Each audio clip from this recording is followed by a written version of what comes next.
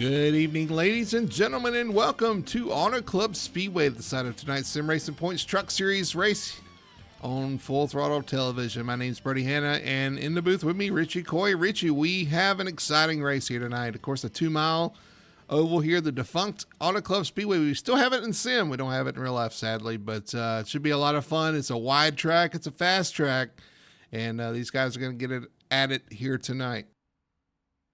Yeah, and this is our first race that's not a super speedway or a road course, so it's nice to get back to one of our regular kind of oval tracks, and it's one of those tracks that iRacing has saved and preserved, and it's a fun track. Love this track. It is a fun track. One of my favorite tracks for sure, man. This thing is fast, but there's a lot of drafting that goes on with the trucks. The trucks are going to be a handful tonight, though, as we race during the day.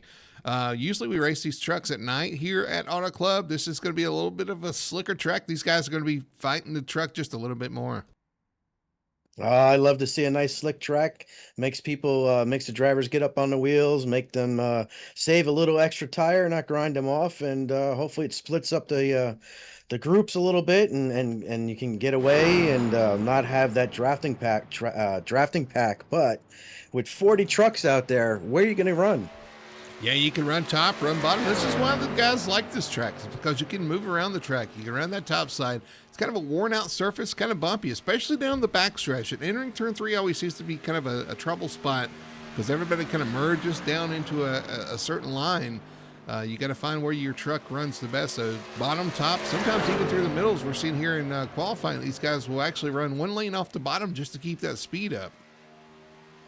Yeah, and this is, like you said, this is a multi-groove track, so that just adds to the excitement as we're going to get 2, 3, 4, maybe even 5 wide here tonight. Really wild racing. A lot of fun to watch, a lot of fun to be in. So these guys are in for a treat here tonight. We're running 100 laps tonight here on Auto Club. Stage lap is lap 25. That's the race. That's the distance everybody's going to be racing to first to get there. D-shaped oval here tonight. 2 miles in length, so kind of a longer track, but a fast track for sure. Let's look at last week's results. I can pull them up.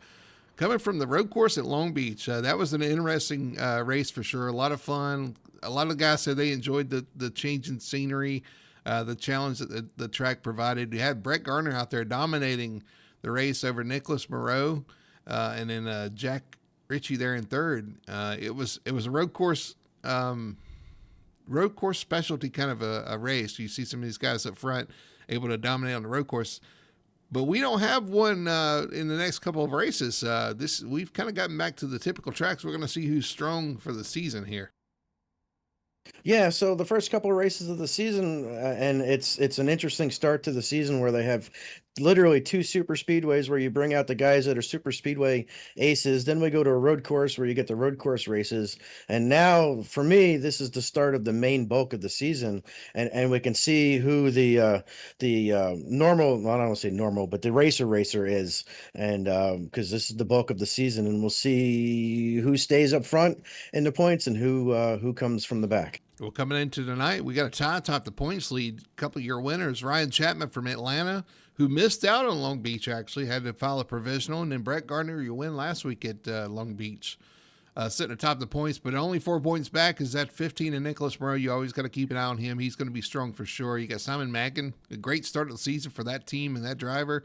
And, of course, Jack Ritchie, Jonathan Atkins. There's Tony Solari there, Kyle Milk, and any of those guys. All those guys have a strong start to the season, and now it's just about putting together races as we go forward. Yep, and that's just it. Now is the bulk of the season, and if you're good on a road course, SVG is great on road courses, but he's learning on the ovals. So, do we have any SVGs out there? Well, we did last week. We had somebody dominate last week. Brett Gardner was in a class of his own.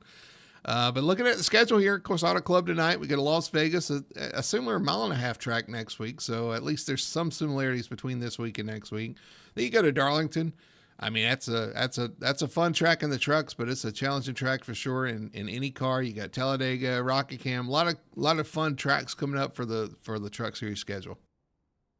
I'm looking forward to Rockingham. It's the new surface, the new track, and I'm really looking forward to it. All right, well, qualifying is complete. The field is set. Let's go to our starting lineup for the Auto Club 200 for the Sim Racing Points Truck Series.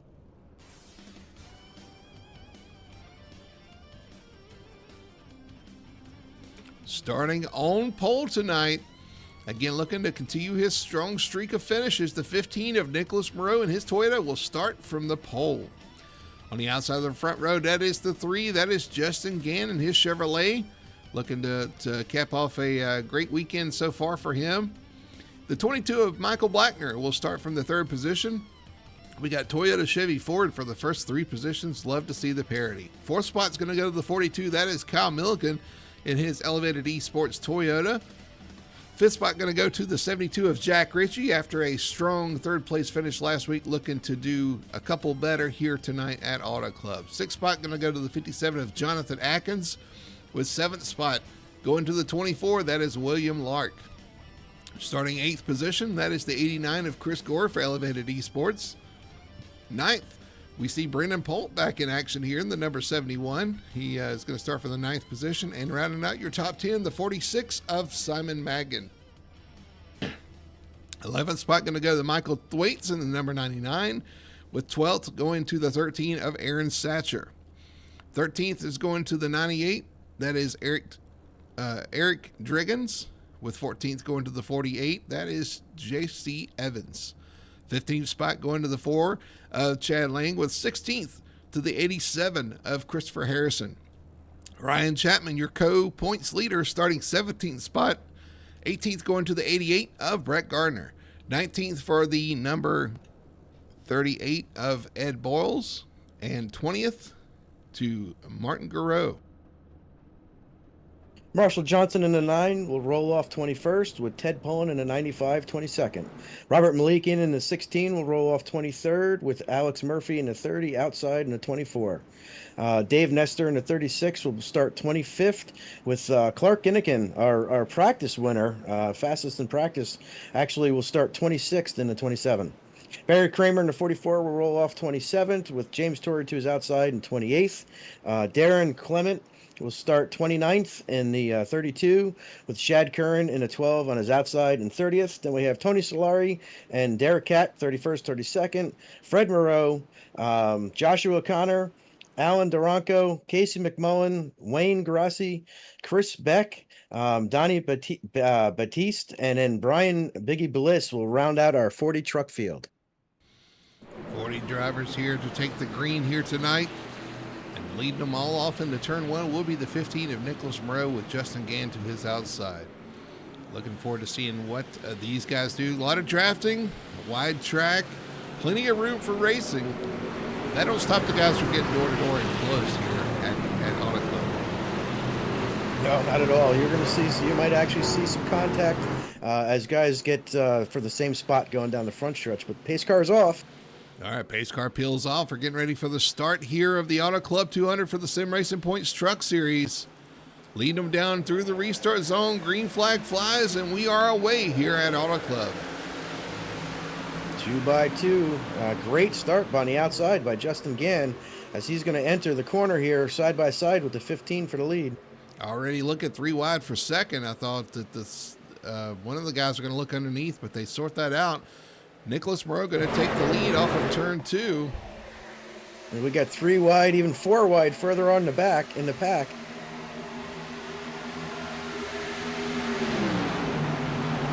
kind of single filed out here. 4th, Jonathan Atkins. The battle for 5th is on. Michael Blacker trying to hang on against Jack Ritchie.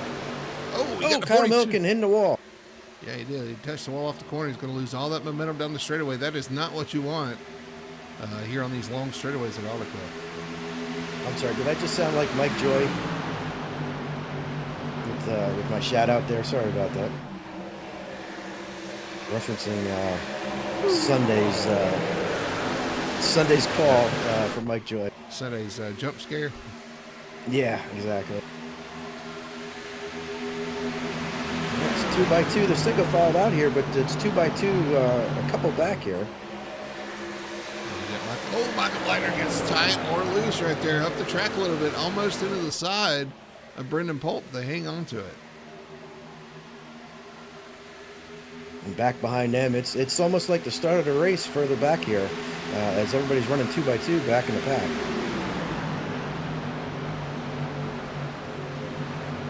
2x2 and actually 3 wide here. Marshall Johnson on the bottom of the 4. Chad Lane gets a little loose. He's going to have to save that and back off and try that again. I think Tony Solari's 3 wide back there behind him. Plenty of room to do that here for sure.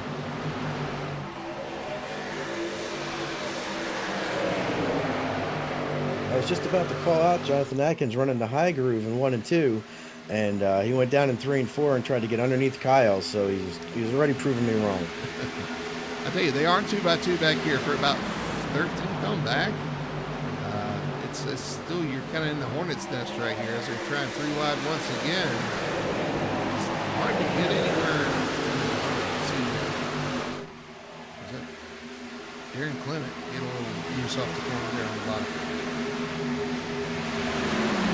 I'm just looking at the stat here, and Ryan Chapman has gone from 17th to 7. He's already broken into the top 10, and he's working. Sorry, they're 4 wide back here. They're beating and banging off of each other here back here as well as they go down the front stretch. Where do you go? Oh, there's contact in front of them. Eric Driggins in the side of J.C. Evans into the corner. I'm sorry, that was Oh my God! That's Ed Bowles. There is just Michael trucks Thwaites, sorry. everywhere. Yeah, I don't know what. Where do you look? They're everywhere. They're 3, 4, 5 wide, deep, like rows deep here.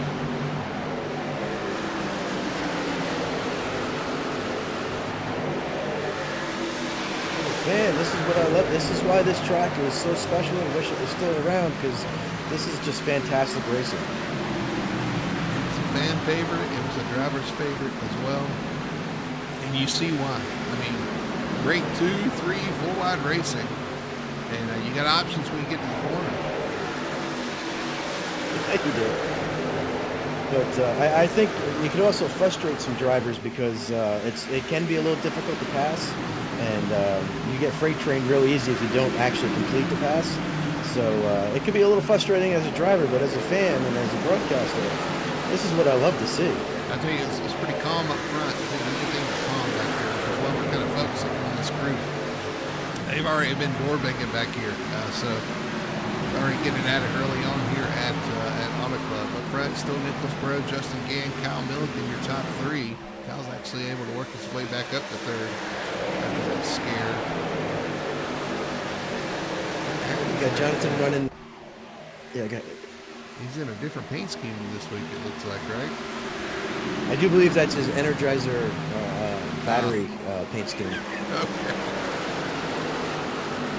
But back behind him, he's running the high line, like I mentioned earlier, one of the first ones to do that. But there's a little bit of a battle going on there with Ryan Chapman, Brendan Polt, and Simon Magnan. You got William Larkin there as well, in the 24 right behind this group.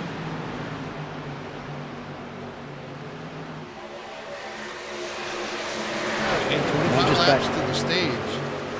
So this guy's doing what they need to do. I tell you what, the 57's running high. I think he got the wall there in 1 and 2. It's running a little too high. But yeah, 25 laps. It doesn't sound like a long race or a long, and it's not really that long. But I think tires are still going to play a factor here, even in the 25 lap stage. It's funny because it is actually pretty long because it's such a long track. I mean, you're doing over 40-second laps here, so it is actually a really long lap here. So 25 laps is a pretty long race here to the stage. Well, back here we're 3 wide once again entering turn 1. Mark Moreau, Fred Moreau, and Tony Solari.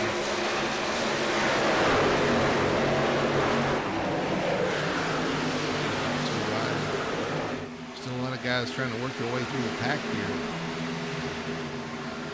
The pack is oh, sorry. I thought there was contact. No contact. It was just going from one of my monitors to the other monitor. It looked like the truck was going sideways. That was a jump scare. Oh man! But anyway, so they've kind of well, as I say that, they're going 3 wide again. So never mind. I was going to say that they're single filing out here in the middle of the pack, but yeah, not so much. But we do have a race up front. Justin Gansman on the top side here in second spot. You got Cal Milliken in third, and Jonathan Atkins all over his back bumper. Here comes Ryan Chapman trying to make a move on the inside of, who's that, 7 Mag, and now on the inside of the 24 of William Lark. Well, Sam Magan has moved forward a couple spots from 7th to 10th, so he's up there. Brendan Polt has started 9th, he's up to 5th. This is a little bit of a, if you save tires early kind of track, you can reap the benefits late in the run.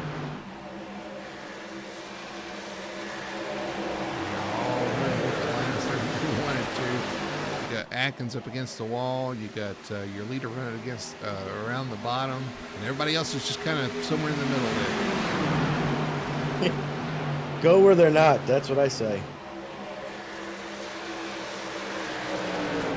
Jonathan's running that really high line. It's working for him, but it's just not enough yet. It's risky running up there. You know, a lot of the guys, they'll kind of save that to the end of the race just so they don't end up in the wall making a mistake or something like that. It is risky, but you could certainly make some time up there. Well, I mean, that's the real reason why I don't run up there is I'm not good enough to make it into the corner the same way every single lap and not bounce off the wall. So I need to run the bottom so I have all that room to make a mistake.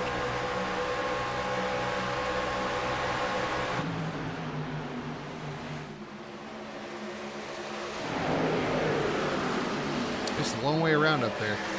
You get up there and you kind of in no man's land. You come up the corner with that head of steam, and you're like, okay, I guess it was worth it.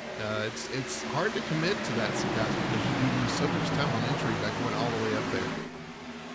Yeah, and you got to be careful when you're coming off the corner, that the guy, if you get up on the guy in front of you, that he doesn't chop your nose off. As now Jonathan Atkins trying to get underneath Kyle as Kyle moved up there in front of him. Guys up the track off the corner. It is chaos back here mid-pack. About 15th on back. Michael Thwaites, Darren Clement, Ed Bowles, Brett Gardner, Clark Ginnington holding here in this group. Oh, Jonathan Atkins actually got by Kyle Milliken, but then hit the wall coming off 4. We got a 3 wide. Ryan Chapman through the middle of Atkins and Kyle Milliken. So Ryan shoots the gap going into turn 1, trying to take over this 3rd spot. It will do so for the time being. Meanwhile, back there behind them, they are all over each other. Sideways off turn 2 with Kyle Milliken. Yeah, and then we got a contact in the back. Darren Clement around in the 32. Caution is out. All right, caution flies for the first time here. So 32 sits sideways. Oh, almost pulled up in front of somebody. Hold on. On the back stretch, we'll have to go back and see what happened there, but caution flies for the first time tonight here at Auto Club Speedway. Let's look at this best one tire all here. It's a replay coming off the corner. Oh, it's contact with the car on the outside. Was that the 16? Yes, of Robert Malikian. Let's see if we can get a better view of this. Up the track, into the side of the 16. Looks like the 32 just took off there on exit and got into the side of the truck there. Somebody got some damage coming through that as well. Yeah, that'd be the 59 of Joshua O'Connor. And I don't think the 50 got anything, but man, he was close. I think he did touch it. Looks like he's got front end damage. The 50 of. Yeah, that's Gro, yeah. He's right on board. Let's see for sure from his point of view. I mean, he can't see anything. Got trucks right in front of him and all of a sudden smoke. He definitely tagged him a little bit there. We're going to have some damage to fix. Unfortunately, this track, you may be able to keep up with the pack, but you're definitely not going to lead the pack with damage on the front, any type of front end damage. Let's back it up and see if something happened mid-pack, middle of the. No, he enters high. Behind the truck in front of him, gasses it up and gets in the air and just pushes up into the 16 and then down into another truck and around he goes. So we do have some takers on pit road. Simon Magnan and Jack Ritchie, who were running in the top 10, came down pit road, as well as a bunch of others from the outside of the top 10. Yep, Megan, Richie, you got Brett Gardner, Ed Boyles, Mark Groh with that damage he had to fix. You got Marshall Johnson, Robert Malikian, who had a little bit of damage possibly there. James Torrey, a lot of the guys towards the back, like you said, taking this opportunity to come down and maybe put some tires on it and charge towards the front of the field. They're going to be able to do that because A, there's a lot of room at this racetrack, and B, tires make that much of a difference. Now, I don't know if 7 laps is going to be enough for them to get to the front though. Yeah, that's what I was looking at too. That's going to be a tough ask. There's a lot of traffic in front of them too, and if they get a little too impatient, the last thing you need is another caution, but that definitely could happen, just pushing a little too hard. So Jack Ritchie, I think, is the first one off pit road with tires, and he's lining up, looks like 16th. So that's going to be tough. Yeah, 16th spot there. You see his pit time, 14.5, able to get out in front of Simon Matkin right there behind him. Now, one thing that happens here at California is that cautions can breed more cautions. Especially seeing that we're almost at the end of the stage. Yeah, that's what I'm saying. If you get a little impatient, start pushing the issue and get into somebody, you may cost a caution that dooms your opportunity to pick up some positions. But like you said, 28th position, that is a tough ask to climb through the field from there. You know, with so many cars here, and somebody decided to stay out, I'm almost wondering if these guys don't just take care of their tires for these next 7 laps and don't stop under the stage. Although still 7 laps is a long time on tires too. I don't know. I really don't know here. We'll have to keep an eye on the 72 and the 46 and see if they make any ground up here on this restart. I'm not a betting man, but if I were, I bet they get to the top 10 at least. But I don't think they're going to get very far into the top 10. Well, the problem with a track like this where drivers can drive all over the track is the track becomes clogged, especially on these restarts. So I'm going to take that bet and say that they don't make it into the top 10. The problem with this track is that everybody can go everywhere, that everybody goes everywhere. Exactly Right. like you said. Yeah, they just go. It gets bottled up, and where do you go? Well, I don't know. Hey, we'll see. We'll find out. You got some chat. Let us know which way you're voting here. Looks like Moreau's at the outside for this restart. He did. 15 to the outside. He's going to lead them to green here. Justin Gannon on the inside. Got Atkins, Ryan Chapman, and Brendan Polt, your top 5. As we're coming to the restart zone, get ready for the green flag. It flies, and we are underway. It looks like the 3 maybe a little slow in the start there, getting a push from the 17. That, and I just watched a whole bunch of trucks wiggle as we came in for the restart there on old tires. We're 3 wide for second. 17 to the bottom, the 3 is Gannon on the inside.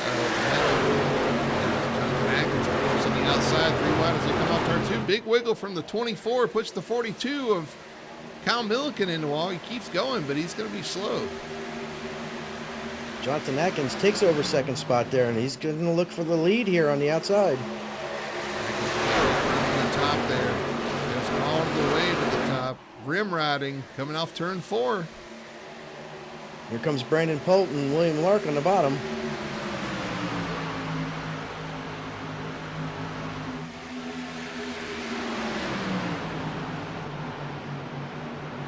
Michael Blackner's there with Aaron Satcher, 7th and 8th, right behind this group. He gets tight through 1 and 2 there, gets him that wake at the 57, has to back up a little bit. That gives the Brendan Polt the 71 position, up to 3rd spot. Yeah, Polt coming on strong here after this restart. He's one of them guys that can save tires to the end of the run. Who are our guys with new tires? The 72, Jack Ritchie, who is going to cross the line in 12th spot. Looks like I might have been wrong here. Well, he was making he made a couple passes pretty early on. this battle behind him, though. You look at this this gaggle of cars back here behind him. You got second to about eighth, all on top of each other. They enter turn 3 right here together. Yeah, and if you look back where Jack Ritchie is, you got Fred Moreau back there, and there's a gaggle of trucks back there. Ooh, Michael Blackner in the wall. Yeah, 22 in the wall, a little bit off turn 4. But it didn't seem to hurt him too bad as far as speed goes. We got trucks down in the grass on the front stretch. I think it might have been the 98 of Eric Driggins. Yes, and he's still there trying to get out of the grass. No caution as we keep on going. Back around turn 2 there. There's Jack Ritchie to the bottom. He's dropped to 20. Jack Ritchie, yeah, he's cracking the top 10 right now. Up to 7.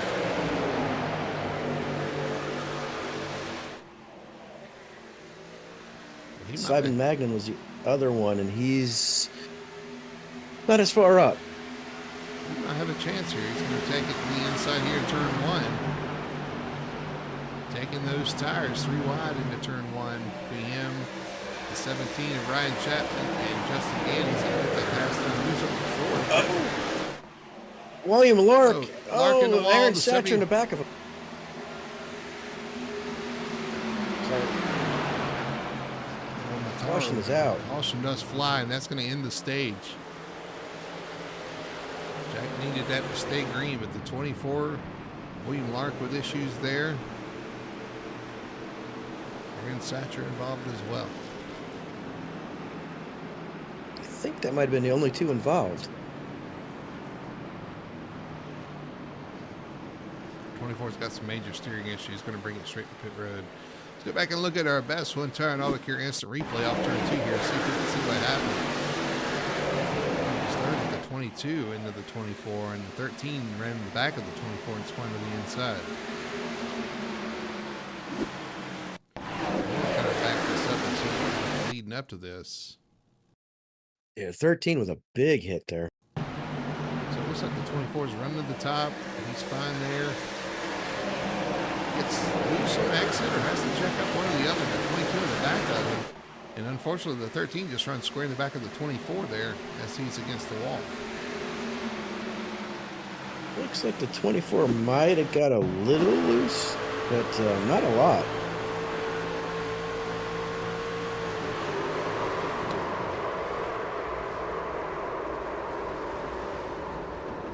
One of the apparently 2 hoods that the 13 has flew up in her face. Yeah, mine on my screen it disappeared and then came back pretty quick. There it goes. It comes back. Let's run over the 22 and see what happened here. This is going to end the stage. Your stage winner is going to be Nicholas Moreau, but let's run on board with William Larkin. Let's maybe see and hear what happened here. Let's see if I can back it up. Yeah, he definitely got a little loose there. Things happen quick here. Yeah. Especially coming out of a corner like that.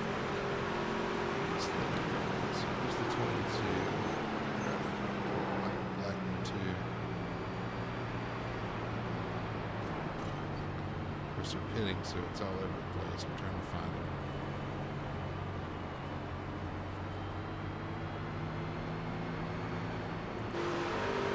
Let's run over and see what happened. Just a touch to the left, but he couldn't see it. Kind of did right in the 22's lap when that happened. Yeah, all it takes is that one little lift, and especially if you're. Thank God there wasn't a bigger pack. It only hurt the 2 cars involved.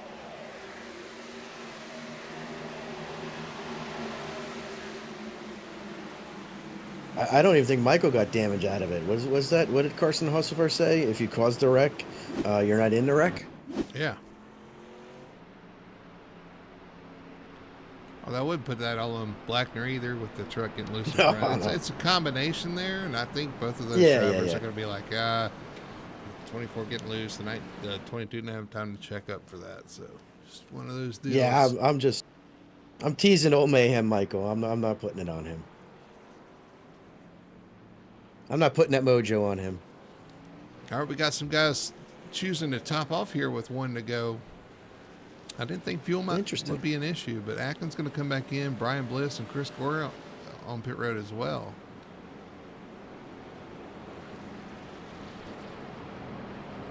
So now Moreau is leading still. This time he's choosing the bottom lane. Yeah, you got Brendan Polt P2, Justin Gann, Jack Ritchie, Clark Ginnick, and a couple of new players up here up towards the front with that 72 and 27. Yeah, net positive for Jack Ritchie. He was in the back half of I think he was running 10th actually before he pitted on that caution, and then came up to 4th, and now picked off another one in the pits, running 3rd. So net positive for Jack Ritchie in the 72. The only thing he doesn't want, though, is a rash of cautions, because he does have one less set of tires. And so some of these guys have more tires than he does. If we end up with a rash of cautions, it could hurt him at the end. But otherwise, it's a good call, definitely, to get some track position. Up 21 spots from where he started. I'm not sure. Maybe Jonathan Atkins made some damage repair, because he's running back in 14th. So definitely a long pit stop for him. Actually, I was looking at the wrong guy. He's actually only at one spot. So he was up there, pitted, come back towards the front. With Jack Ritchie. But anyway, pace car is going to peel off. We're going to get back racing here for the Auto Club 200, the Sim Racing Points Truck Series in action here tonight, with Nicholas Moreau leading them down. Brendan Polt in second. Green flag flies, and we're off in racing once again. Nicholas Moreau with a fantastic restart.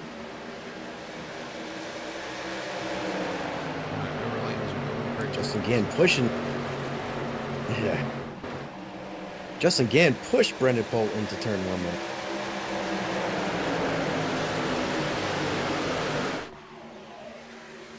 It worked for him. They're 1, 2, 3 clear of the field. Here comes Clark Ginnick, and he's going to be clear from the inside as well. With that 17 of Ryan Chapman right behind him. Guys are loose though right now. Those cold tires, they got to come up to temperature. You see them wiggling coming off turn 4. Yeah, and you don't want to slide these tires that much, because that's what kills them, especially early on. You want to get them warm. You don't want to get them hot. Exactly, yep. I'm wondering if Jack Ritchie has gone from 3rd to 6th, if he's just taking a little bit of ease on those tires early on here. A little more calm in the middle of the field than it was for the stage. Everybody kind of settling in here for the long run, the long haul. Yeah, they got 75 laps. It's a long time that you can make your way. You don't have to get everything at once. So maybe, yeah, settling down a little bit. Nicholas Moreau out to a nice lead over the 71 of Brendan Polt. Justin Gann in second. Ryan Chapman in third. Ryan Chapman starting to close in on the 3 of Gannigan, or Gann. I just made a new name, Gannigan. You got Gannigan behind him and Gann in front of him. Together, they're Gannigan. Oh, here comes Jack Ritchie to the inside of Clark Gannigan. Maybe he's a little not contact going up to front take between Ryan Chapman and the 3 of Justin Gann. A little contact off the corner.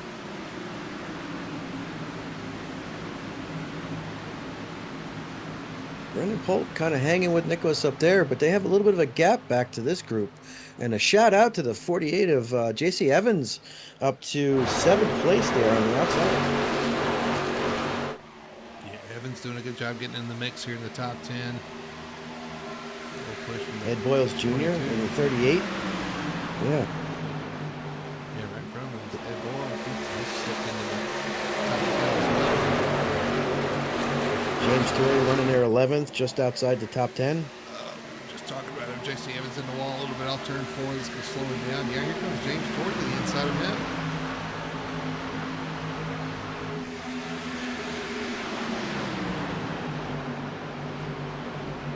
Robert Malikian, Tony Solari, Simon Magnan, Joshua O'Connor all running right there as well.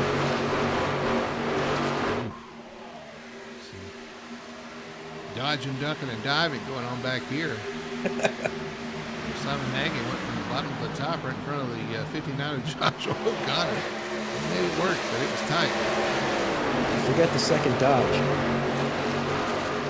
Huh? You forgot the second dodge. Isn't it dodge, dip, duck, Oh, and yeah, dodge? yeah. Save your breath. Yeah, it definitely, the race is definitely... I was looking for a dodge out there when you said that. Not yet. Next week. Yeah, soon. Soon, very soon. And we already have a couple teams that have said that they're going to make the switch over to Dodge next week.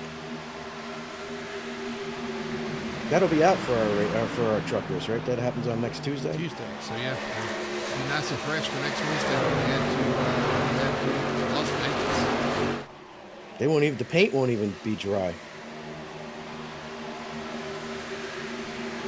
Front's been all Nicholas Moreau. Ryan Chapman now in second with Brendan Polt in third. So Chapman was able to make that pass for second spot. He's looking to assert himself back here after missing last week at Long Beach. He's wanting to get back in the action here tonight. Retake that lead for himself. Yep, he's been strong all year long so far. I believe he won Atlanta, right? He got second at Daytona? Yes. And won Atlanta. So he's got a pretty good average since he didn't race last week. About a 1.5 average finish. Pretty good. Yeah, I'd take it. I'm just watching this light blue and white truck that has slowly creeped its way forward here. Started 33rd in the field and is running 7th at the moment. That's the leader's brother, Fred Moreau. Number 75, yeah. 7th spot right now, battling Jack Ritchie for 6th. He's going to lose that right now. Going to slip back in line. You're right. He's kind of inched his way to the front. As is some of the other guys in front of him as well. You got, or right behind him, you got Ed Boyles. You got James Torrey. Some of those guys moving forward. Now, the ones that have moved backwards, I'm trying to look here. Chris Gore is back 24 spots. He's had some issues on pit road. Kyle Milliken. I'm not sure what happened to Milliken, but he's always back to 38. Yeah, Jonathan Atkins, who was up front battling, he's back to 35th. He is.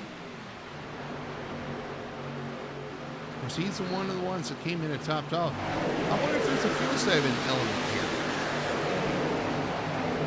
That's the only reason, because I don't see any damage on the car. So I don't know. I don't know what's going on. So yeah, maybe they are saving fuel. Maybe they're just trying to make that little bit extra lap. So we'll see. Atkins back there, you got Chris Gore dropping back there. Rick Driggins is back there as well. Some of the guys just decided to say, screw it, we're going fast, going to the front. Speaking of going to the front, this 17 of Ryan Chapman all of a sudden really close with the 15 of Nicholas Moreau. We're going to battle for the lead here very soon.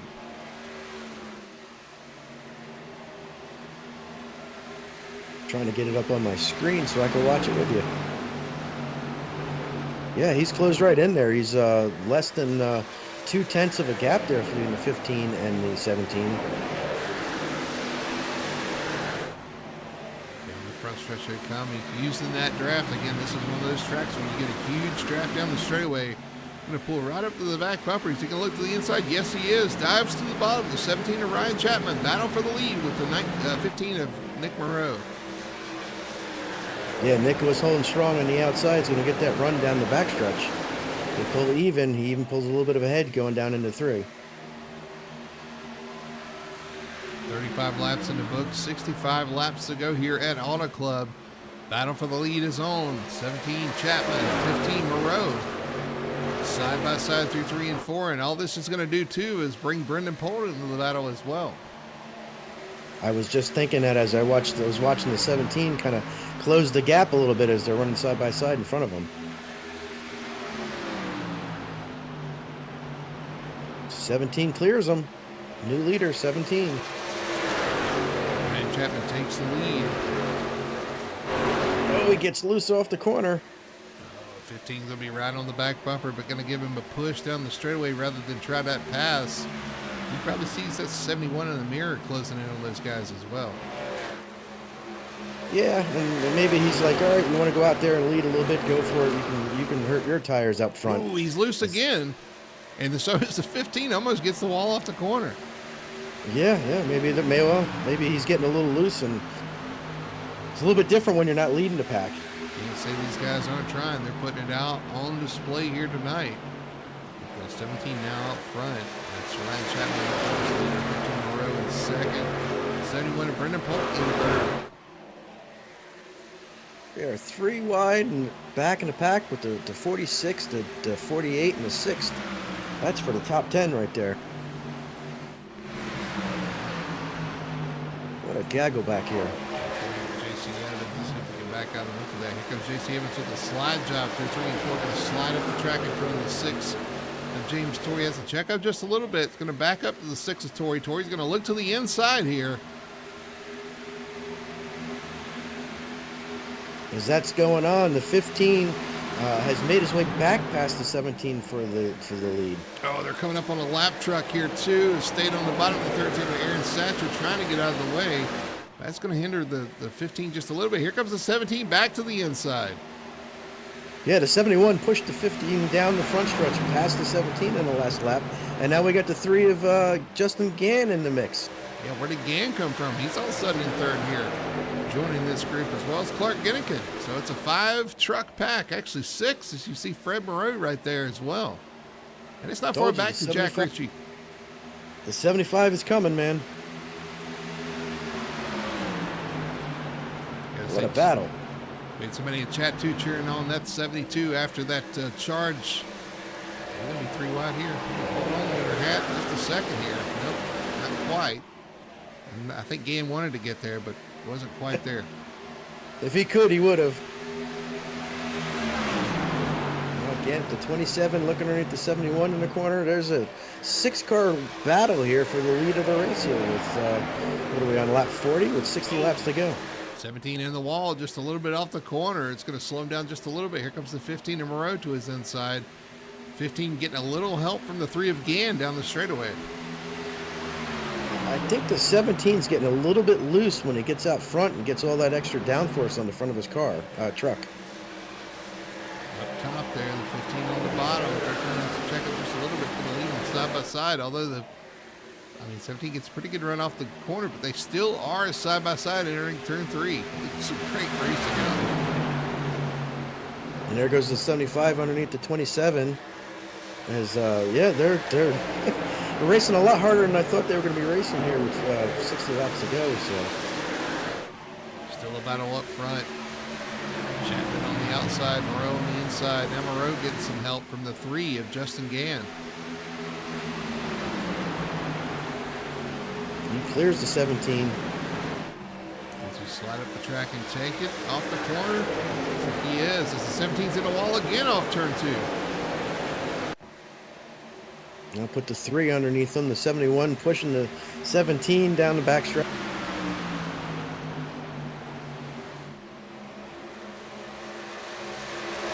I see in the chat, there's some guys, somebody cheering on the 72 after his charge for the stage. Really good run for him. If he had those few extra laps, I feel like he could have won that stage. Unfortunately, the caution came out there, but good to see you guys out in chat. If you're watching along, pull it for somebody, let us know. I'm just pulling for some good racing. This is exciting up here for sure, man. They are back together. Top 5 under a blanket. 6th and 7th not too far back as well. Yeah, Fred Moreau has kind of dropped a little bit from this particular pack. Not too far back. Nicholas Moreau running that bottom. Oh, Ryan Chapman in the wall again off turn 4. They're going to have to. Ooh, that was a big. Yeah, they bailed on him right there. They're going to pull to the inside. He's going to drop to 5th. That was his biggest hit, I think, of the night so far in the wall. And that definitely slowed him down. Put the 27 into 3rd because the 71 had to lift a little bit. Man, the last thing you want to do is beat yourself here. You beat that truck up, it's not going to handle like it was. You don't want to take your, all you're doing is limiting the tools you have available to you doing that. You really got to take care of that truck. Yeah, you got to take care of them fenders. You want to keep them nice and straight. And yeah, Wall has a tendency to unstraighten fenders. We've got great battling back here as well. I know we focused on the leaders, but back here for about 12th on back, you got a group of guys back here, actually about 10th on back. J.C. Evans, Michael Thwaites, you got Tony Solari, Michael Blattner, Marshall Johnson, all in this group right here. Actually, Brett Garner in there as well, your winner from last week. And of course, Simon Magnin right there in the 46 had a great round last week as well. So, right inside, right at the top 10 here. Yeah, they're doing a heck of a battle. As you go back here, you're going to see little packets of battles going on. It's a war throughout the field here. What about up front? We got Clark Ginnikin moving into third. Where'd the 27 come from? 26th. All right, thank you for that. Ryan Chapman is now under attack by Fred Moreau back here in the 5th and 6th. He's getting loose again off the top lane as the 75 gets a little bit of a run down the backstretch. See, I don't know if the 17 had his handling go away or if it's damage that's causing his issues. Or probably a little bit of both, to be honest with you, because lucky he was loose before he had the contact with the wall. But it's certainly not, that's not the adjustment you want to make off the wall. I mean, it's worked for some guys in rare instances, but I've never had a crew chief tell me go down in the corner and bounce the car off the wall and it'll make it go faster. I mean, if you're loose, sometimes it will tighten it up, but it's not an adjustment you can tinker with or tweak. Yeah, it's not a finite. It's not one of them finite adjustments. It's the 17 is the wall again off turn 2, and the 75 makes the pass. All that battling with him in the 17s lost them considerable time to the top 4. They've kind of pulled away here. Let's see if he can make that up. We're going to have green flag pit stops here too at some point. 54 laps remaining, 46 laps in the book. The stage was at 25. I think these guys could go about 33 laps. So it'll be lap 50 something. I like right, my math is mathing. I like your precise measurement. It's like banging the math the equation off the wall. They'll have to pit somewhere between lap 51 and 100. Well, yeah, there you go. That's pretty precise too. I'm not going against that bet. Just looking back here, trying to see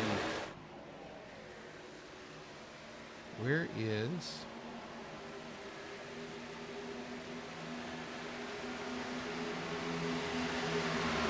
Jonathan Atkins. He's in 25th. Got Casey McMullen back there, who's always known for doing fuel runs. Yeah, so these guys probably going to be able to run a little bit longer than your leaders up here, but I don't know if it matters. Yeah, I don't know. We'll see how it works out. I mean, if you can get it in one stop versus maybe 2 stops, I don't know. Maybe there's going to have to be a second stop that they're trying to avoid.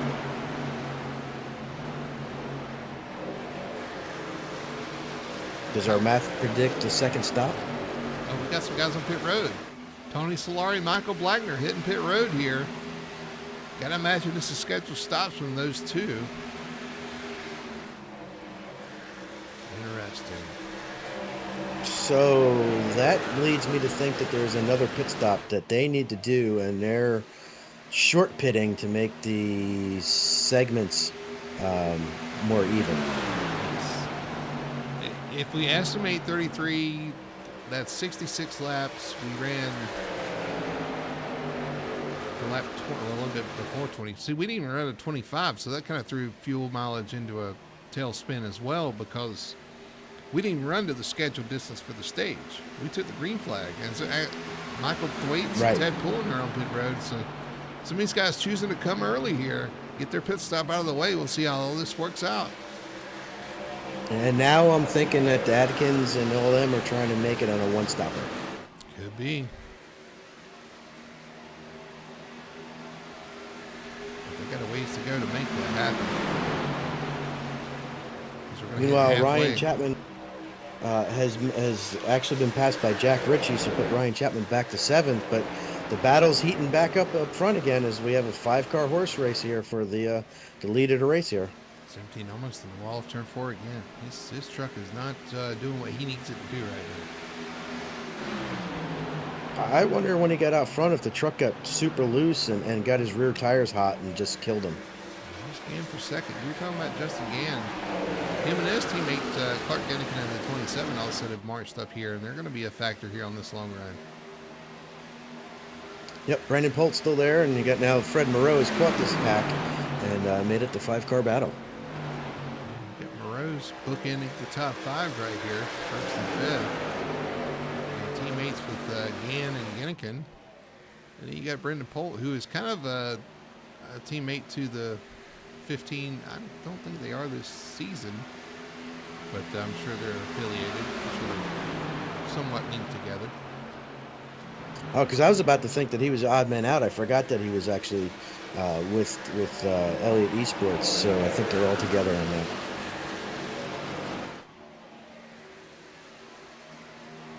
So you got a 5-car breakaway, 6th spot for Jack Ritchie. Him and Ryan Chapman kind of on an island by themselves. You got Joshua O'Connor up here in 8th, doing a good job. He's moved into the top 10, 8th spot for him, up 27 positions from where he started. So great run for him. Here's Brett Gardner, and all those guys getting passed by those new tires on the inside.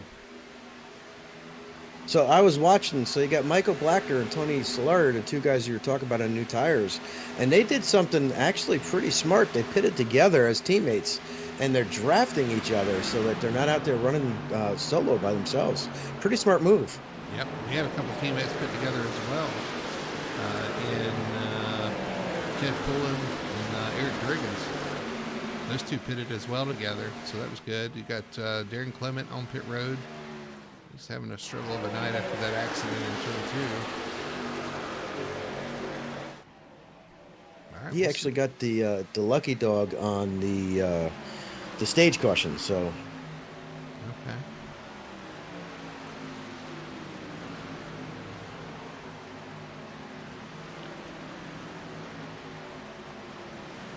Fred Moreau goes up the racetrack trying to use that high side. James Torrey gets pit road here.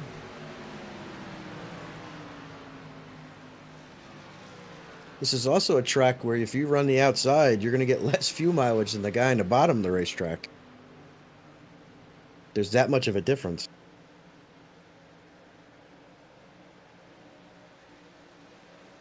There's your top 5 all on one screen. They're still together, drafting together, and maybe working together just a little bit here to kind of pull a gap on the rest of the field.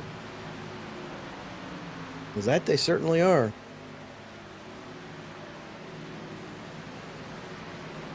We got over 3, almost 4 seconds on 6th place Jack Ritchie, and another almost 4 seconds back to, I think Jack Ritchie might be on pit road.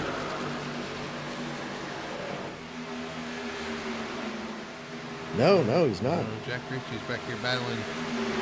There's Tony Solari and the 22 of Michael Blackner on those fresh tires. He's actually battling Ryan Chapman right here. Sorry, yeah, I had him in front of Ryan, and by a little bit. So maybe he got a little loose or something.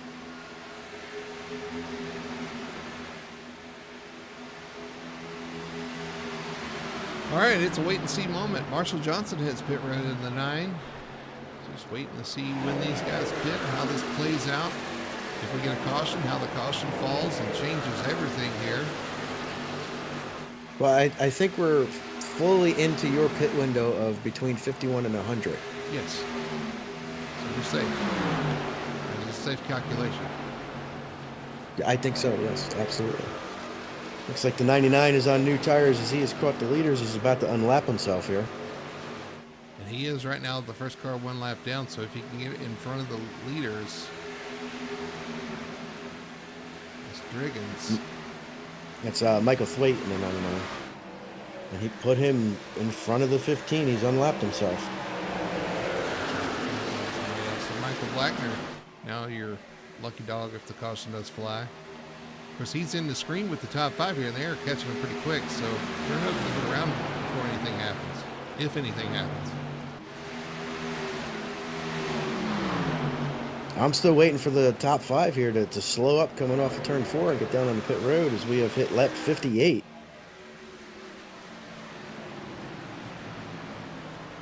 Close for Simon Mackin, almost in the wall there, battling Alan Duranko. Or sorry, Josh O'Connor right there. So we're at 34 laps from the last pit right now.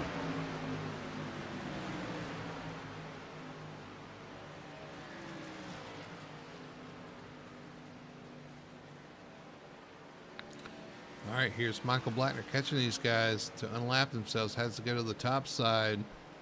Oh, it's tight. They're 3 wide coming off the corner.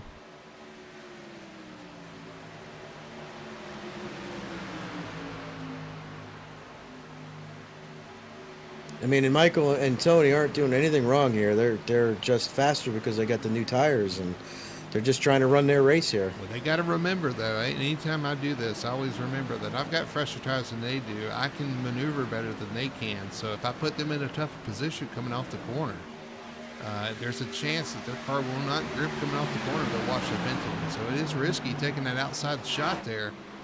But you got to keep your momentum up. So it's a risk you have to kind of gamble and say you're willing to take. Oh, see, Tony Solari into the side of Justin Gann. Jack Ritchie does hit pit road this time by the 72 will be coming in. He's seen enough. All right, well, this will put Marcel Johnson as our lucky dog candidate.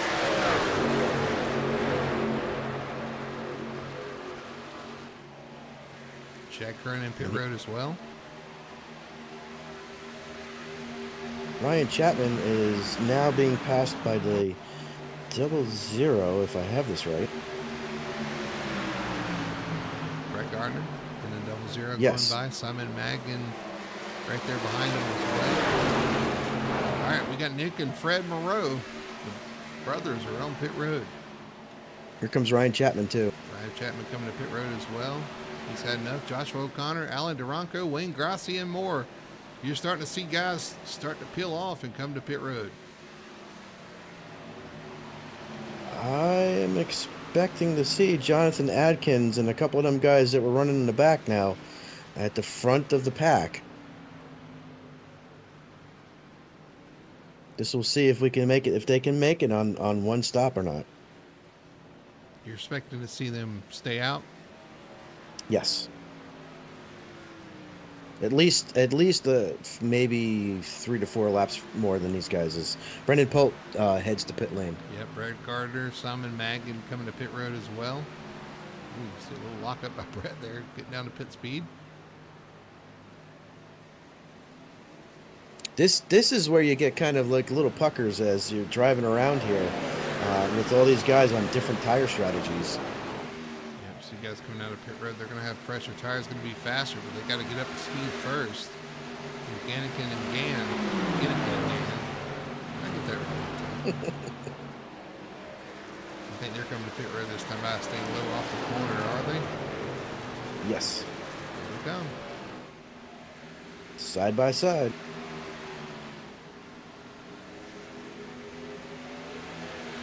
Pitting here is kind of like the super speedway pit. I think Alex Murphy might be out of fuel a little bit. He's a little slow coming to pit road. All right, that'll cycle Jonathan Adkins to the lead. Yeah, Gore, Milliken, Casey McMullen all come in.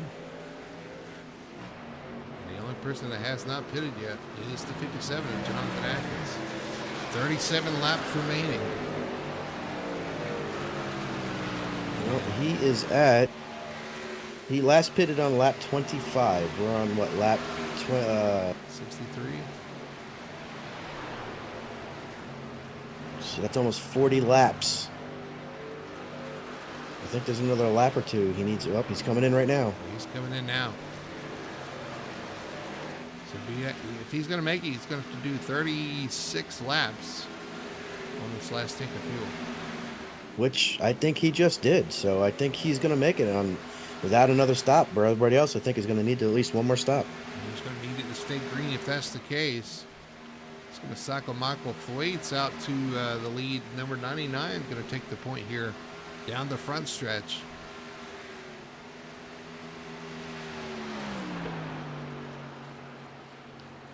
Yeah, it's got Michael Blackner third. Tony Solari is fifth with Nicholas Moreau in fourth. Actually, Nick in second as they go around the 22. Yeah. Moreau going to take that spot with his fresher tires. Michael and Tony nose to tail. Fred Moreau a little ways behind. But Nicholas Moreau 4.6 seconds behind the leader, the 99 Thwaites. So Michael pitted, Thwaites pitted on lap 51, and Nicholas pitted on lap 62. So that's 11 laps fresher tires, and you're going to see that difference really quickly. We're seeing a difference pretty substantially between the Moreaus and Michael and Tony here. Here comes the 75 through. Here comes the 71 by them as well. So the passers have become the passees. Yep. And you got Gann and Ginnikin that are catching them pretty quickly as well. So probably going to see them fall back. But net-wise, they were outside the top 10 with the 22 and the 11 and the 9, because the 9 is there as well. And they were outside the top 10. They may actually have a net gain here by doing this pit early. Justin Gann as he catches the 11 of Solari there. Remember, the 11 had a little contact with the 3 when he went by. So the 3 is going to wave at him as he goes by right here. And maybe he'll get a little loose too. Hey, remember me? And put Marshall Johnson now out in front of the 22. Marshall pitted a couple laps after they did. Yeah, he did. He pitted a few laps after, so he's going to be able to get around the 22 and 11. But probably still going to get swallowed up here by the 30 or the 3 and the 27.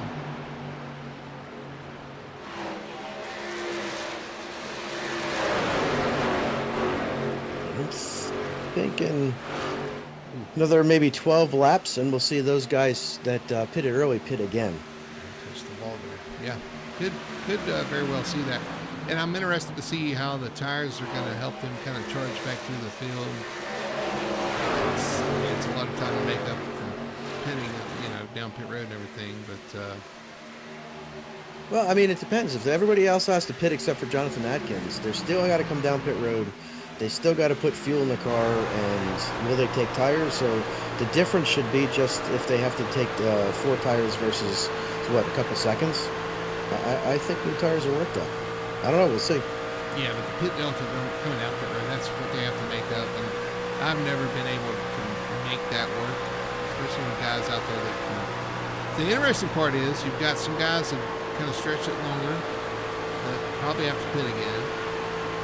You got some guys that stretch it longer, that at least the 57, that I don't think he has to pit again for sure. I don't know if some of these other guys do or not. I don't think they can make it. The 57 may be able to make it, and some of these other guys are calculating the fact that they're going to make 2 stops and they're just going to kind of split it in half. We'll see. I don't know.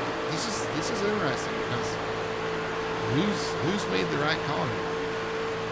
Yeah, absolutely. So you got like Justin Gann, who pitted on lap 64, which is only a lap before Jonathan Atkins, who was saving fuel.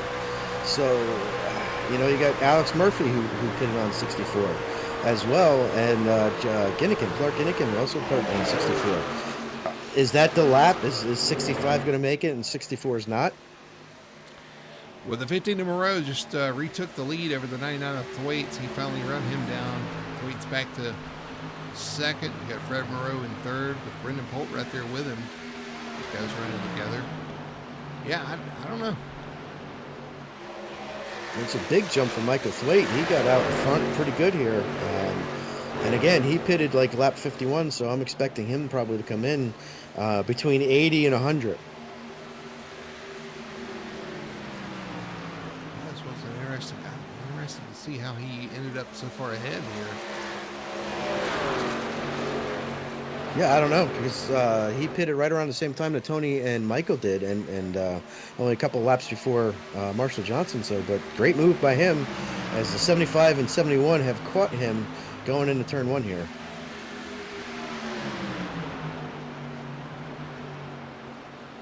Still in that game. I think.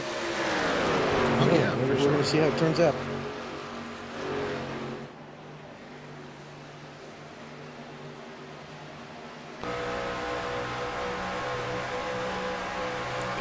Gann and Ginnikin also right here about to catch the 99 as they're going through 3 and 4. So those top 5 cars are almost back together again.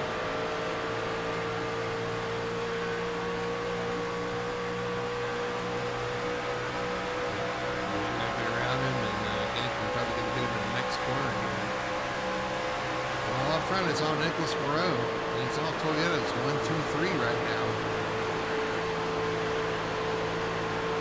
There's some Chevys coming. Chevys are sprinkled in 4th and 5th there, and then 6th, 7th, 8th is going to be Toyotas as well, with 9th and 10th from Chevrolets. No Fords in the top 10, right outside the top 10. Now, Michael and Tony are kind of there. They're almost there. They're almost in the top 10.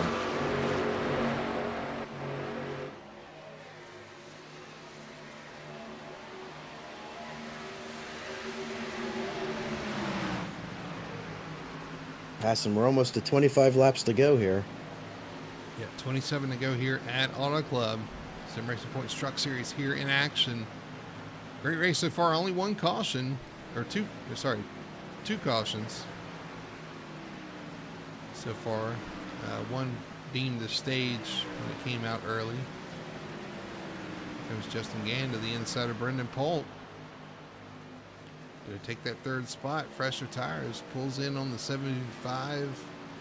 Fred Moreau for 2nd. Gets a little tight there, I think, in the wake of the 75 truck. Has to back up there. But they are marching forwards. Here comes the 99 of Thwaites. He comes to pit road.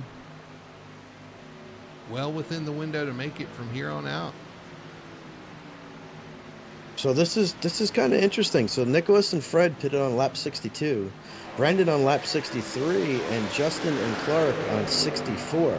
So it's only 2 laps older tires for the Moreau brothers versus the teammates of Gann and Ginnikin. We saw them kind of march through the field though before with those tires. Yeah, I'm just amazed that 2 laps can make that much of a difference. It's 2 very long laps, 4 miles, and you're in the True. corner. You're in the corner a lot here too, and I think that matters. Here comes the 17 of Ryan Chapman to pit road, along with the 22 and 11. They're deciding to pit here once again together and get their last pit stop out of the way. So that's the first strategy. That's the short pitting strategy, and I'm curious to see how it works out because they're going for the newest tires on the truck at all times. Whereas some of these guys is going for the lead. Battle for the lead. The 3 of Justin Gann looking to the inside of the 15 of Nicholas Moreau. Down the backstretch into turn 3, still side by side. That's going to bring Clark Ginnikin up to them. He's going to choose, of course, to push his teammate down the front stretch, pulls to the inside. And he's going to try to push him by as they enter turn 1 and does so. So those Chevrolets you were talking about coming, they're there. There and gone. They're not gone yet, but they're working on it. Now they're clear. 3 and 27 to the point. The question is, but all these guys. Yeah, I was going to say the question is who can make it to the end? Who's going to try to stretch it to the end? Who cannot? Who has to make a pit stop? When do they stop? And I hate to even say it, but will the caution come out? Oh, the dreaded C word. Yeah, so like I said, I'm curious. We had Jonathan Atkins, who was out there saving fuel, only made it a lap further than the 3 and the 27. So I'm still curious on this strategy. We know the strategy of some of these guys that pitted early. They're putting on the best tires they can, but is that going to be enough to overcome?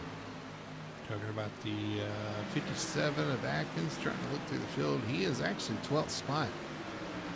So through pit cycles, he's kind of gained some positions as well, up to P12. Yeah, but he's 16, almost 17 seconds off the lead pack. So your leader's at the line now. Where's those guys that pitted? Oh, they're right behind him. Ryan Chapman is at least.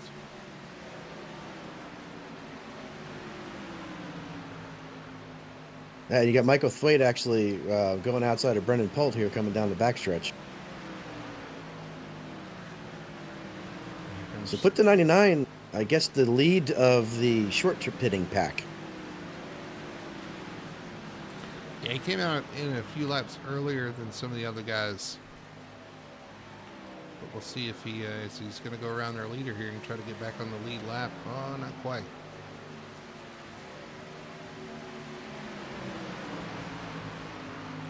Here comes Marshall Johnson in the pit.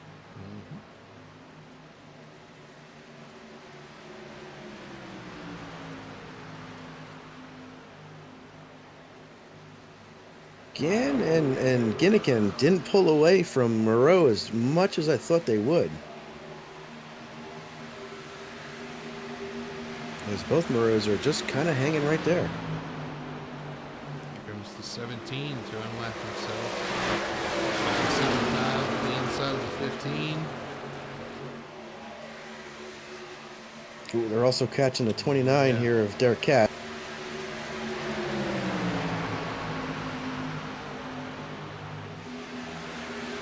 He's a 17. You really don't want to push the issue and cause a caution. That'll hurt your strategy. Yeah, and I don't know if how many Christmas cards you'll get at that point either.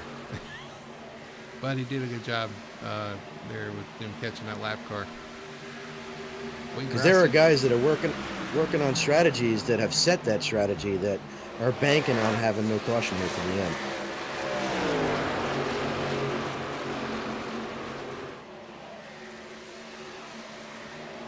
Big Grousey, Darren Clement on pit road. As we're starting to triple in here. Still the 3, Justin Gann, your leader here. 19 laps remaining. Justin Gann for Speed Demon Esports. Actually 1-2 for Speed Demon Esports. Clark Jenkins is right there behind him. But you're right, they haven't pulled away from Nicholas Moreau. Nicholas just still hanging in there. I almost wondered, Richie, if the 15 might have been close on fuel. It's like, okay, you guys get out there and lead. I'll just hang out back here and save some fuel. The draft a little bit back there to save some fuel. Yeah, maybe. It kind of looks like that might have been the case because they caught him pretty quickly. And when he got by, the 15 just kind of tagged along right there. That's a Nicholas Moreau type of move.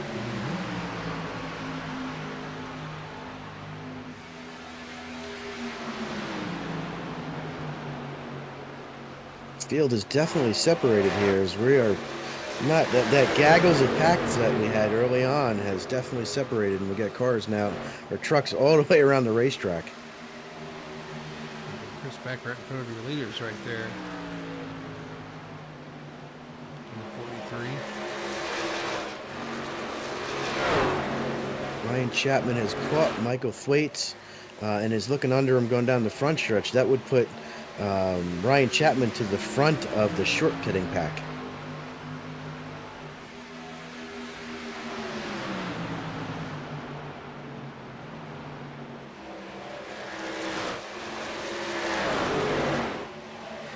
O'Connor side by side with Simon Madigan.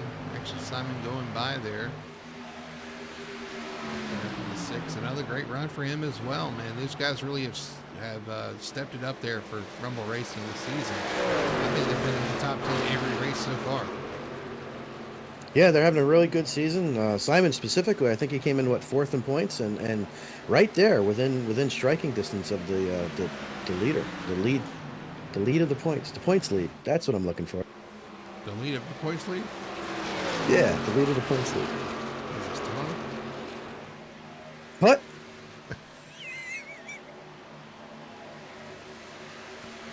Let me go to the blimp view. Joshua O'Connor there, Speed Demon Esports, also the 59. Having a good round there in 7th right now. Jack Ritchie back there in the 72, back there a little ways. In 8th spot, great run there to close out the stage. Again, like I said, I'm sure he just wanted to see. Yeah, he didn't want that caution to come out. slow down the backstretch. Maybe it's just being there by himself. Brett Garner has broken into the top 10. Solid run for him as well. And Jonathan Atkins is in 10th. We know he's not coming back to pit road. I don't think. I don't expect him to. No, he's the only one that I'm positive is not going to pit again. But you said that Gann and those guys only pitted a lap before him, right? Yeah. Yep. That's why I'm confused. Are they going to be able to make it, or is it going to be that lap difference that's going to make it? Well, the funny thing is, some other guys give up real easy on making it and said, no, we're just going to make 2 stops. Like the 22, the 17, the 11. Those guys just decided, screw it. I'm gonna stop twice. Where some of these guys seem to kind of stretch it out here and thinking they can make it. So it's an interesting window, and I think it may have to do with the setup, the way your car's handling, your position on track. Are you willing to take that risk? Those kind of factors. So I'm thinking here. So I'm saying that they pitted a lap before Jonathan, but if Jonathan made it to the exact lap that he needed to make it to the end, and they were 1 lap short, that means that they'll be 2 laps short at the end of the race, because it'll be 2 stints that they'll be 1 lap short on. So it's going to definitely, we're not going to find out to the very end of the race if they're going to be able to make it or not. Everybody hang tight. You're 13 laps remaining here, and your leaders are in lap traffic here too. A good bit of lap traffic, actually.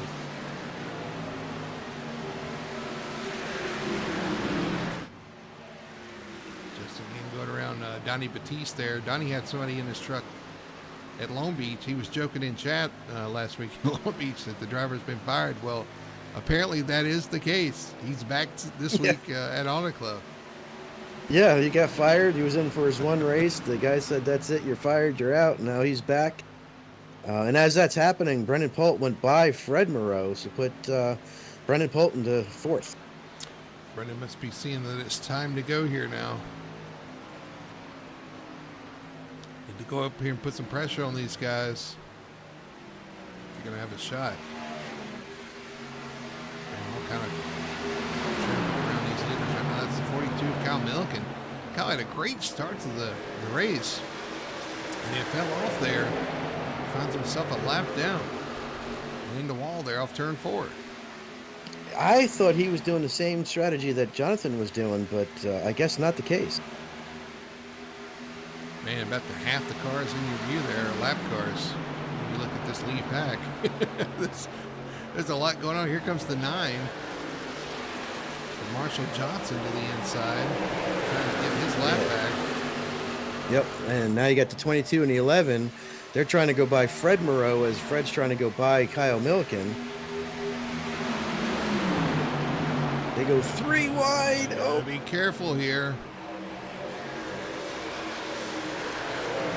Oh, 75 slides across Kyle Milliken's nose. 75 in the wall there. Off the corner. He is not going to be happy with the lap traffic. 10 laps remaining. These guys are looking a little shaky here. I'd be a little worried. Now, Tony Solari looking into the 75 as the 22 goes outside of the 71. Ooh, Tony slides up and gets the 75 in the wall. He touches the wall there. Second time we've seen that with the 11. Does he know where the right side of this truck is? Well, usually it's in the wall, so. Well, if there's a truck between him and the wall, I would not feel comfortable being behind the wheel of that truck. Yeah, I know which side I want to go past Tony on, and it's not him on the inside. What's the saying about the cars? If the left side's beating up, you're doing some racing. If the right side's beating up, you were doing some racing. If the left side's beating up, you were in the way. Yep, that's pretty much it. But in Tony's case, if the right side's beating up, what does that mean? It was just another day. That means it's normal. Just another day in the office. I mean, him and Michael have been doing their, oh, Tony is hard in the wall off turn, whatever, 4. The 22 was also in the wall in front of him. Michael Blackner in the wall, trying to get those laps back, pushing hard. And you know these leaders don't want anything to do with this lap traffic. They're trying to win the race here with less than 10 to go.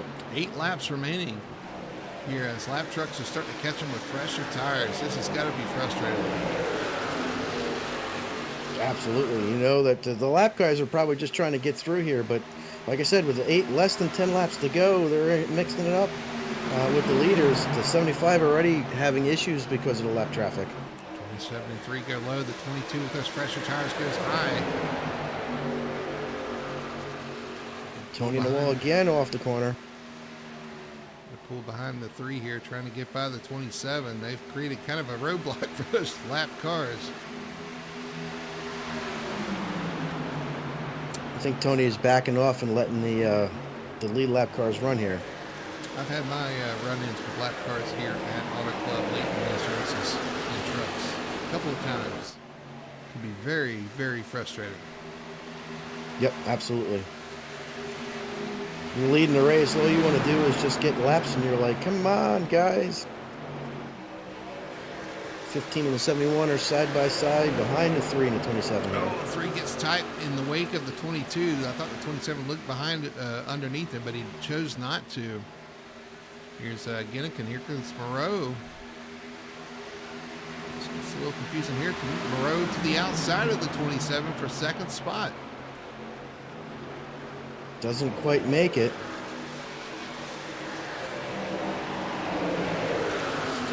So he's going to fall back in line. Get the 71 right behind him of Brendan Polt, pushing him along.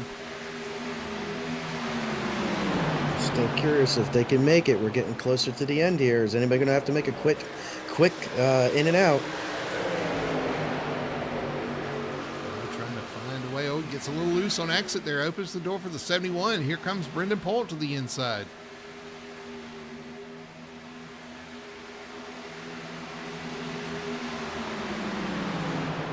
Put the 71 up in front of the caution. 15. Caution flies. Caution is out. Brian Bliss involved. Chris Harrison involved. Chris actually sitting sideways off the exit of 2. Hope everybody sees him and slows down. This throws a wrench in the works for everybody. And I think everybody will come in and get tires. I believe so, but those guys that were doing that short pitting, this is not what they wanted to see. Also not what Jonathan wanted to see, but this will at least put him back up in the running to be able to get up front, because I think he was far enough front that he'll be a factor. Oh, one of the guys that didn't want to see it, the 17, I believe he's the one that kind of triggered that whole wreck. Gets in the back of Brian Bliss down into Christopher Harrison. Or actually, he did want to see it, so that changes things a little bit too. Here comes the 17 into the back of the 8, down into Chris Harrison. Chris goes around, Biggie goes up in the wall. Okay, is this a case of you caused the caution, you're not in the caution? It's a case of maybe you needed a caution. You know, conspiracy theories. The 17 into the 8 into the 87, so that was lots of 8s and 7s involved in that one. I think the 8 was getting loose there, honestly. Let's ride on board with Ryan Chapman. Yes, the 8 was loose there. So that did start with the 8 getting loose.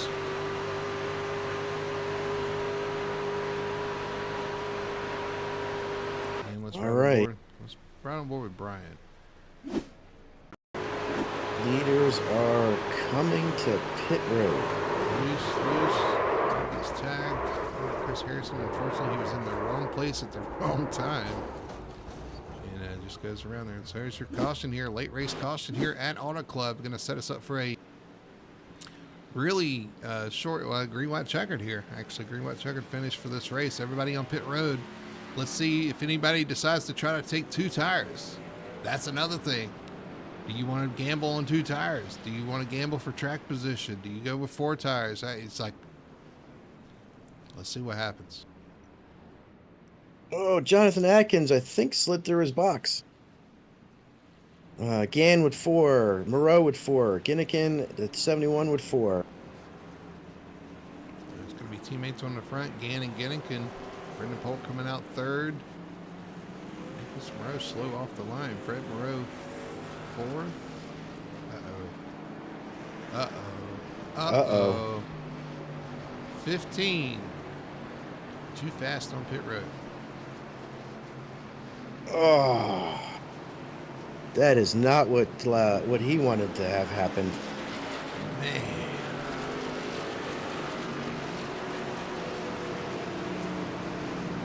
The flip side of that is everybody up front was like, well, now we don't have to deal with him. Oh, boy. But that is heartbreak for the 15 Listen, camp. I can tell you, you're beating yourself up in the truck right now when you see that happen. I just took myself out of contention.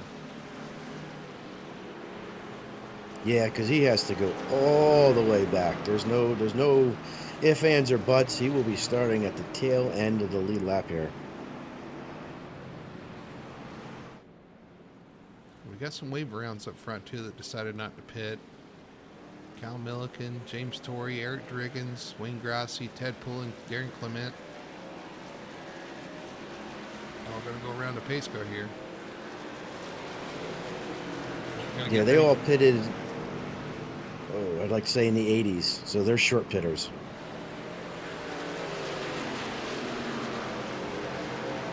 Tony Solari, long time on pit road, too. Not sure what that was about. Probably Dannard. Yeah. But he was the lucky dog, so...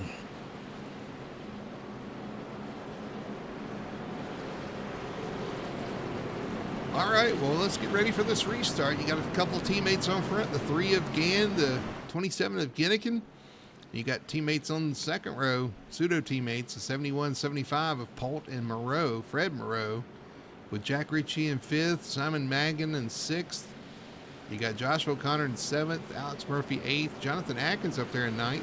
He's got a fast truck. In 10th spot, right after the top 10 is the 50 Mark Moreau. So you've got 3 of the Rumble Racing trucks all of a sudden pop up here in the top 10. It's awesome for them, those guys. This is going to be fun, though. I don't think there's any more team orders with this green-white checker. We get 3 attempts at a green-white checker. Will we get it done in 1? We hope so. As the pace car is going to peel off, we're going to get this. We'll settle this one at the end here. It's a slow burner, but we're action-packed here for the end of the race. Justin Gann leads them down. Green flag flies. Gann gets a great jump, and we are off to settle this one here at Auto Club. Yep, great start by Justin.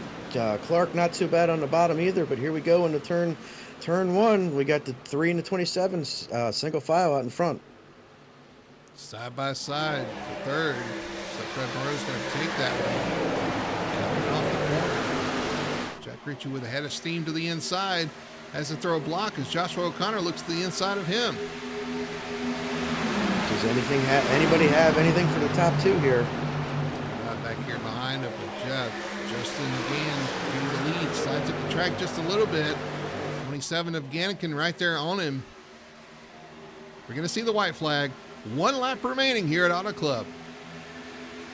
All right, next flag will end it. Here comes the 75, Moreau. To the inside of the 27, actually 30 up the track a little bit. 27 going to hold him tight off the exit of turn 2. Kind of pinched him down enough to take his runaway. Here comes the 72 down the backstretch underneath the 75, 3 wide into 3. That is not what the 75 wanted to see, but that's what the 3 car wants to see. The 27 of Ginnikin playing blocker back there for his teammate. Looks like the 27 is going to get a little push off the corner from the 72, but it's not going to matter. The winner tonight at Auto Club is going to be the 3 of Justin Gann. Wow, they were 3 wide for second there. What an exciting finish here. Well, checker finish, and those guys did a good job to finish it clean and green here in 1 attempt. Jonathan Atkins went from trying to do that 1 stop to actually finishing 6th there starting ninth. So he picked up a couple spots at the end. Yeah, he actually finished where he started the race. So all that. It was a long way to just get there. I know, all that just to finish where you started. But the driver of the night tonight is that 3 of Justin Gann, getting it done here at Auto Club. His teammate comes up to congratulate him. Your Auto Club winner, the 3, the number 3 Chevrolet of Justin Gann. He's going to burn it down here for the crowd. The 27 beat the 71 across the line by .005. Great battle for last. Let's see if we can watch that finish. Turn 2. The 75 has to try to throw a block on the 72 there. The 72 still gets that run there. Puts him 3 wide. He's thinking, okay, I'm in good shape here. Goes into the corner. Has to fend off the 72, the 75. Makes the 72 gets to the back bumper of the Ginnikin machine, and that's what puts him 3 wide coming to the line. Here comes Brendan Polt through the middle trying to make something happen, and he barely hangs on the second over Polt. Yeah, it was a great finish. They actually gave themselves enough room that they weren't banging off each other. It was a really great finish, almost 4 wide, as Fred almost made it 4 wide there at the bottom. Inside into 3 wide into turn 3. Great clean racing. 3 wide behind him as well with Mackin, Atkins, and J.C. Evans. They come off the corner. A little contact between the 72 and the 27 as they come to the line. What a finish for a second. The 30's looking at his mirror and like, you guys have at it. I'm just going to drive away here. Yeah. You guys go ahead and take each other out of here so I can just drive away onto the sunset. All right, well, let's look at our results here for this race tonight here. The Auto Club 200 in the books. Your winner tonight, the 3 of Justin Gann for Speed Demon Esports. It's a Speed Demon 1-2 as Clark Ginnikin finishes in second, just barely over the 71 of Brendan Polt and his Toyota. 4th place going to go to the 72 of Jack Ritchie with Fred Moreau and the number 75 finishing a solid top 5. Jonathan Atkins, what we talked about, up to 6th spot. 7th spot for the 46 of Simon Magin, another great finish for him. J.C. Evans cracks the top 10 here late, and he finishes in 8th spot with the 9th spot going to Joshua O'Connor in the number 59. 10th spot for Martin Garreau in the 50. 11th spot going to go to Alex Murphy, his teammate, in the number 30. 12th spot going to go to Michael Thwaites in the 99. He had an up and down night. At times he was leading off strategy there. Comes home with a 13th place finish, or 12th place finish. 13th for the 00 of Brett Gardner, last week's winner. 14th spot going to go to Robert Malikian in the number 16th. 15th going to go to Ryan Chapman in the number 17th. 16th for the 89 of Chris Gore. 17th going to go to Casey McMullen in the number 28. 18th heartbreak for Nicholas Marone, the 15th there. That late race penalty moves him back to 18th spot, only able to get up to 18th. 19th for the 4 of Chris Gore, and 20th position going to the 9 of Marshall Johnson. Michael Blackner comes home P21 in a 22 car truck. Dave Nestor in the 36 came home 22nd. Shad Curran finishes 23rd, with Alan Duranco in the 2 truck finishing 24th. James Torrey comes home 25th, with Kyle Malikian, one of our front runners early, falls back to 26th in the results here. The 95 of Ted Pullen comes home 27th, with Wayne Grossi 28th.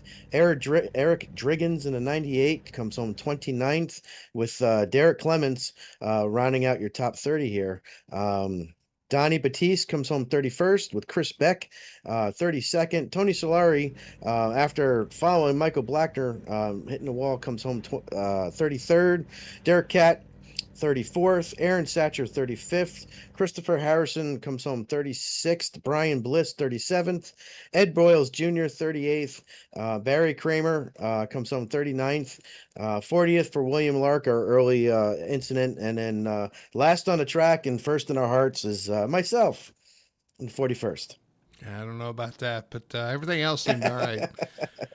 What an exciting race, man. That was fun to watch at the end there. Those guys putting it all out on the line there. A lot of great racing, but clean racing, and everybody taking care of each other and getting it to the start finish line. I look forward to hearing from them, and we'll do that. We'll do exactly that on the other side of this commercial break. We'll talk to our top 3 finishers and see what they have to say about tonight's finish.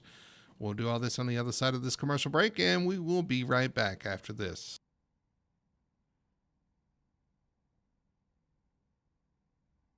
Racing isn't easy, but experiencing it is. iRacing puts you in the driver's seat with the industry's leading sim racing game. Drive on laser scan replicas of the greatest racing circuits from around the world. Go head-to-head against other drivers chosen by skill-based matchmaking to ensure competitive racing at every level. Compete across all your favorite series. In officially licensed cars, engineered to deliver the most accurate driving experience possible.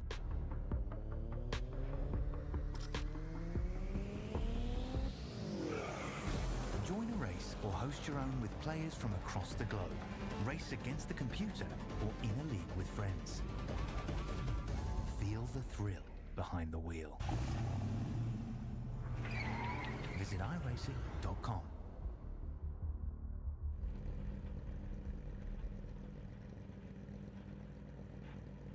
We are Best One. The best tires. The best customer service. The best automotive service. The best team. And the best customers. You see, Best One isn't just our name, it's who we are. Since 1948, Best One has been delivering quality and dependable tires and full-service automotive care to our customers. Best One, selling tires, serving people. We are Best One.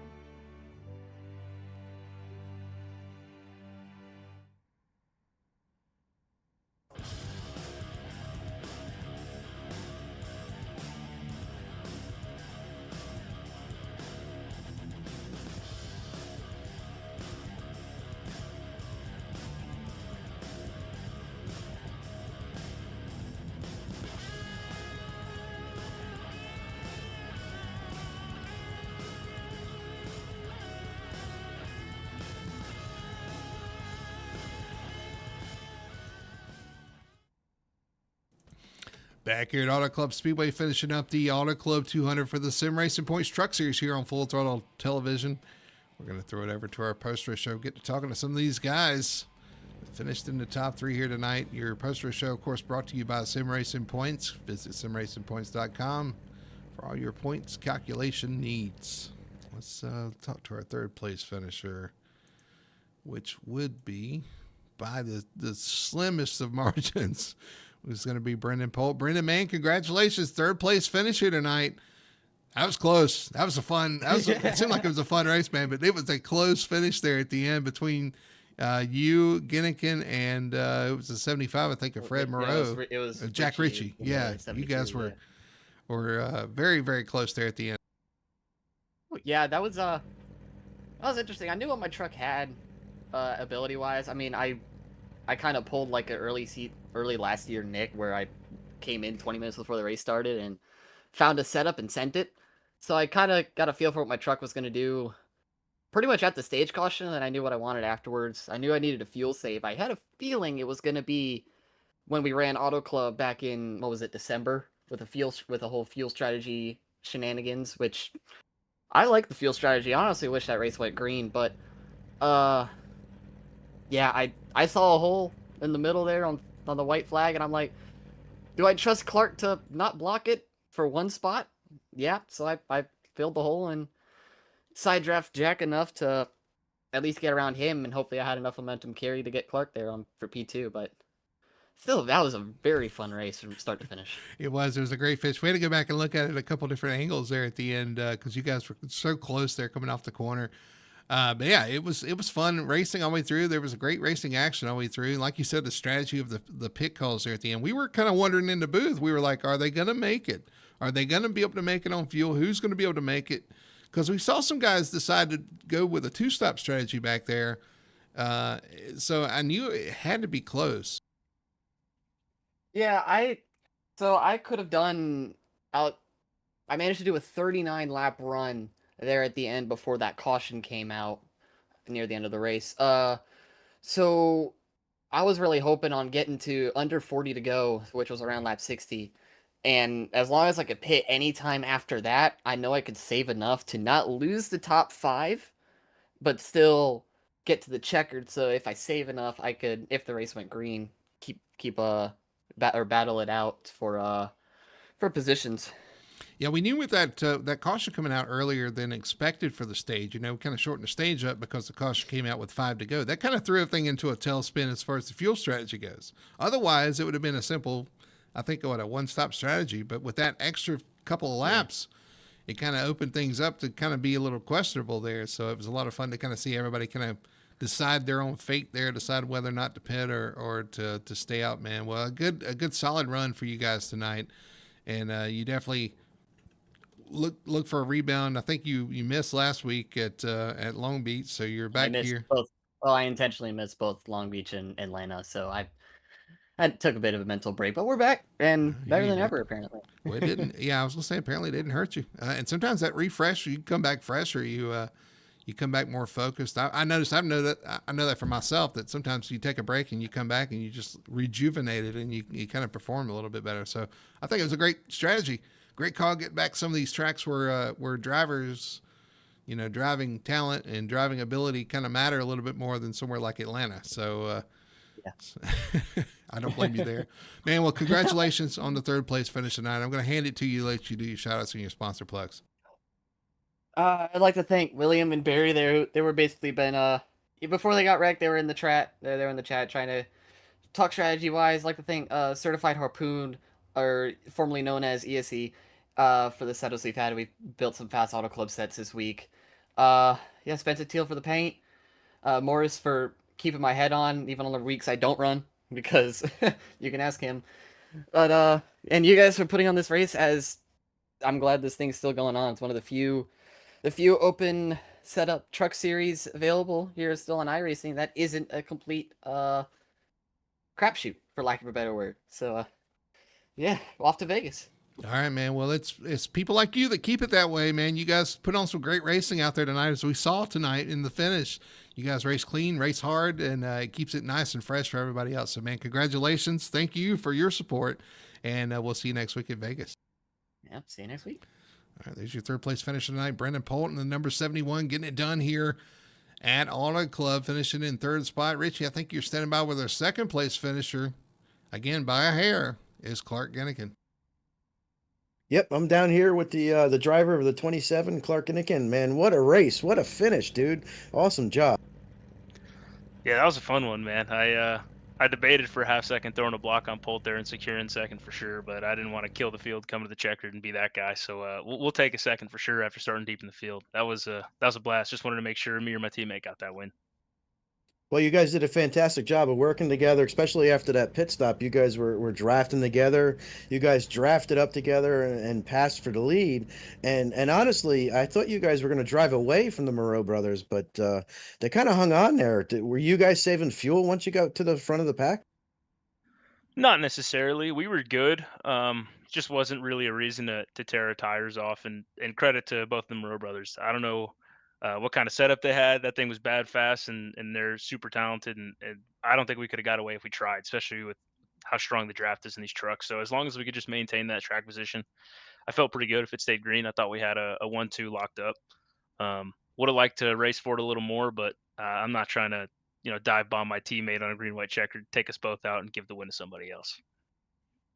Well, I mean, thank God you're not driving from a McLaren, because apparently you guys have real papaya rules there. No comment on that, dude.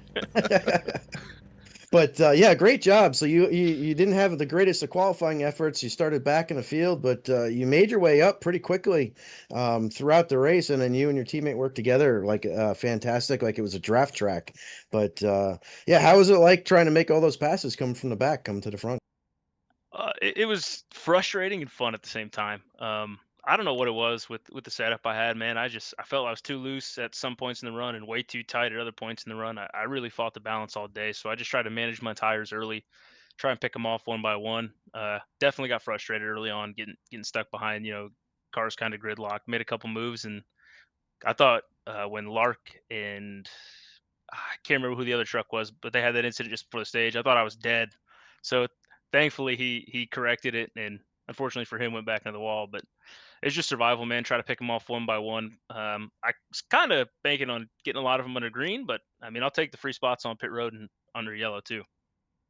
Take them any way you can get them, especially at a track like this that it's really hard to pass on. But you guys did a fantastic job working together as a team and coming home second by 0.005 over third. So it doesn't matter what the gap is; it still crossed your truck crossed first for second. So great job to your teammate. I'm going to open up the floor for any shout outs or sponsor plugs you got.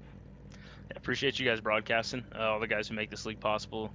Great run by Justin today. He was awesome. He was truly, I think, unbeatable, the best truck here. All the guys at Speed Demon Esports, they're a ton of fun to run with. Icon Apparel and a pretty big shout out to Shad for getting me back into this a while back. I probably was about to sell my stuff, to be honest with you, but I'm having more fun now than I think I ever had. So I'm looking forward to next week and getting back after it. Well, we're appreciative for you being here. We're appreciative for Shad bringing you into the league. You're definitely an asset, and congratulations on your second spot. And we'll see you next week. Appreciate it, man. All right, Brody. I think you might have found his teammate down there in Victory Lane. Yeah, they're actually chatting down here together, laughing it up here. Justin Gann in Victory Lane once again here at Auto Club. What a wild finish. You had a green white checker there at the end. It was all happening behind you. I don't know if you saw it in the mirror, but it was a great finish there for second. You just kind of drove up and said, you guys have at it. I'm out of here. You dominated tonight. You had the fuel strategy right, and then you had the short run speed as well, man. Congratulations. Yeah, appreciate it. I was definitely looking in the rear view because a lot of those guys right behind me had ton of speed, especially early on. And honestly, we're saving tires and saving fuel almost the whole race, so I almost forgot how hard I could even push the truck. I wondered about that too, because I know you guys are kind of saving and taking care of stuff and this, that, and the other. You get a green white checker, it's like, oh, I use everything I got. And you always kind of wondered too if the truck can handle it. I don't know if you do, but I always want, like, if you're going through the whole race and you're kind of taking it easy, take care of your tires, you're like, okay, when I put it pedal to the metal and I go all out, what's the truck going to drive like? You could bottom out, you could get loose, it could get tight. There's a lot of different things the truck can do when you actually put it to the test like that.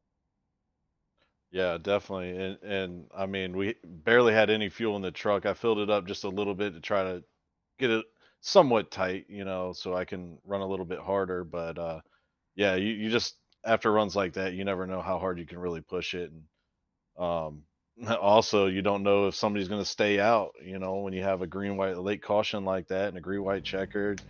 It's always in my mind that somebody's going to stay out, or a couple trucks are going to stay out and really mix up the field. So I feel like I was lucky that we came in first and second and came back out first and second. Well, you wonder about that. I also wondered if somebody was going to try two tires. We've seen it in the past. Guys try to jump out there on two tires, make a short pit stop, and get back out in front of the leaders.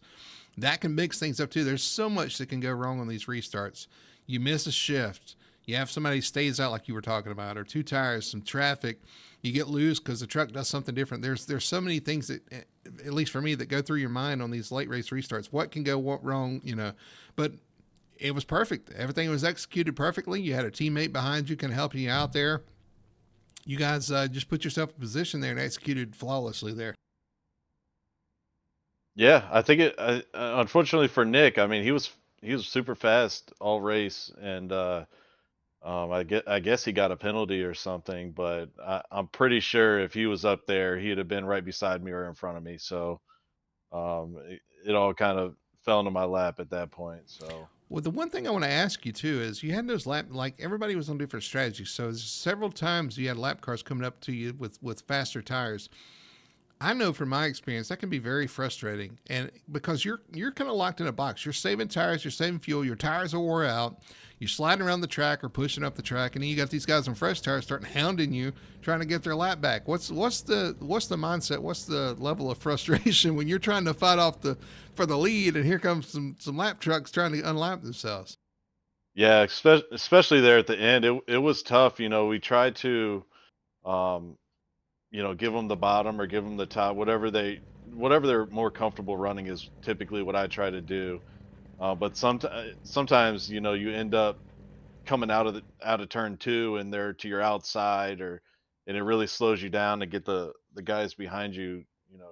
They're able to catch up, but it's definitely stressful, especially when we had some that we were catching and then some that were passing, and it was definitely a mess, and it could have definitely changed the finish positions there. Well, we saw Tony give you a hip check going by, and we gave him some crap about it. So just so you know, we did see that. That was a brown pants Yeah, I moment was for a you, little I'm sure. nervous there. Yeah. Glad I it worked out. try to hold it down as much as I can, but even like saving fuel and everything like that, you're still getting loose and pushing up, and I always try to give as much room as I can for the lap cars, but sometimes it's hard, Sometimes it's and not then enough. tr- th- Certain yeah, drivers, then it's you not try to enough. lift.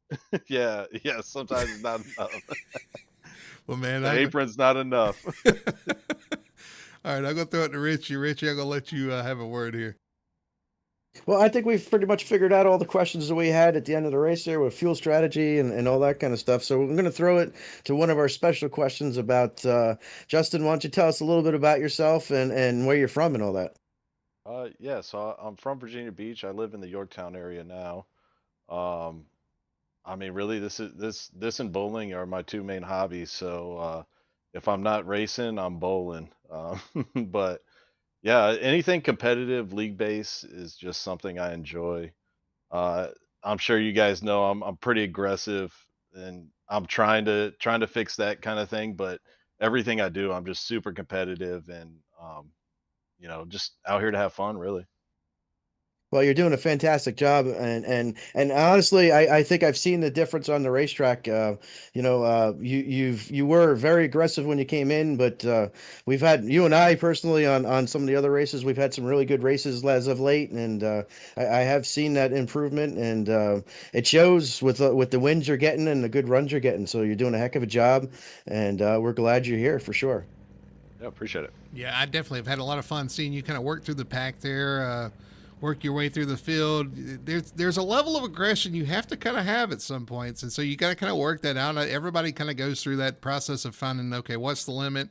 What do I need to do? How can I take care of the truck but still get up there? It's tough, man, especially through the middle of the field every week. But I got to say, everybody did a good job tonight. We had a great race. Had a lot of racing throughout the field. A lot of close calls, but a lot of fantastic 2, 3, and sometimes 4 wide racing here tonight at a track that you can actually get away with it tonight. So unlike unlike turn 1 at Phoenix, but I don't want to bring that back up. Yeah. But man, hey, Oh, last night. yeah, we'll leave You last know, night. Brody, that when he said he was he's a hobby bowlingist. I went looking for a soundboard, but we don't have it in here because you know what I was looking for. Yeah. Nah, man. Hey, man, congratulations, though. Great finish tonight. Great win tonight. And that's going to put you up towards the top of the points with those other two guys with wins. And they didn't have such a great night tonight, so you're going to gain some points on them as well, man. So we look forward to seeing you fight for that championship this week or this year in the truck series as we head to Vegas next week. And we got a new truck next week. We're going to have some updates we got to fight with, man. But anyway, I'm going to throw it to you, let you do your shout outs and sponsor plugs at floor is yours. All right, appreciate it. I give a shout out to Van Lilly Stickers, Icon Apparel, GTR Simulators, everyone over there at Speed Demon Esports, all the guys. I mean, we get together and practice, so definitely helps and shows out on the track. Everybody over here at FTSR and you guys putting on the broadcast. All right, man. Well, again, congratulations. Enjoy it. Go celebrate. And we'll see you next week at Vegas. Yes, sir. Thanks, fellas. All right, there's your winner tonight, Justin Gann, getting it done here in the 3 truck here at Auto Club. Kind of the class of the field, him, the 27, the 15, the 75, and the 71, I guess would throw in the top 5. Those guys had strong trucks all throughout the night. There were a little bit of fuel saving going on, a little bit of strategy, and a short 2-lap shootout to end it. I say it every week, and I'm going to say it again. This race had a little bit of everything. Yes, sir. It did. It absolutely did. And you know what? After the interview with Justin, it's just I love to see when guys come into FTSR and they find the competition level that's here, and they settle themselves down and they run like a league driver, and they have success. And I love to see that. Guys like Justin, they can come in and kind of judge the take the first few races to kind of find their bearings, kind of judge, okay, what do I how hard do I need to push to be competitive without pissing people off. And the good drivers can really do that, and they do that quickly, and they fit in real quickly, and they start winning immediately. And that, again, somebody like Justin, with his talent level and his skill level, he's going to be a competitor all season. These guys are going to have to deal with. So now we've kind of gotten rid of the road courses and the super speedways, although we do have Talladega coming up in a couple of weeks. But other than that, you're going to start seeing the talent level and some of these guys kind of assert themselves as championship contenders. I look forward to that for sure. Well, next week is Las Vegas, and you will see it right here live on Full Throttle Television next Wednesday night, 9 p.m. Every Wednesday night, 9 p.m. You definitely want to tune in to the Sim Racing Points Truck Series. Great racing like tonight all season. You're sure to enjoy it for sure. It's going to be a lot of fun, and it's going to be right after an update too, so who knows what curveballs will be thrown as well. So I guess we'll see and find out together next Wednesday, 9 p.m. right here on Full Throttle Television. Well, that's going to do it for us here at Auto Club Speedway for Full Throttle Television and Full Throttle Sim Racing. All the drivers, great job out there tonight. My name's Bertie Hanna. That's Richie Coy. We appreciate you guys tuning in. Hope you enjoyed it like we did, and we will see you next Wednesday night here on Full Throttle TV.